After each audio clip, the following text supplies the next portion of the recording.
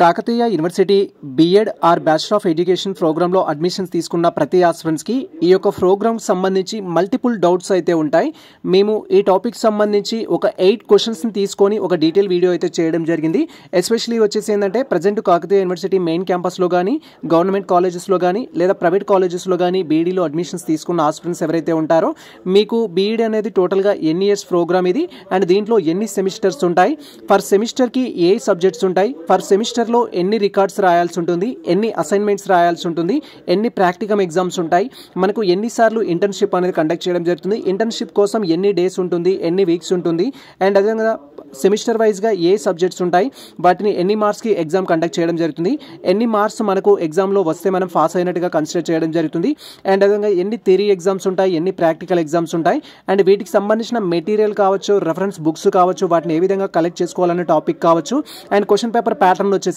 B Ed first semester నుంచి total మీ semesters వరకు question paper pattern ఏ విధంగా ఉంటుంది అండ్ ఎగ్జామ్ అనేది తెలుగు మీడియంలో రాయడానికి ఛాన్స్ ఉంటుందా ఉండదా, ఎగ్జామ్ క్వశ్చన్ పేపర్ ఏ మీడియంలో ఇస్తారు, ఇలా ప్రతి డౌట్ని క్లారిఫై చేస్తూ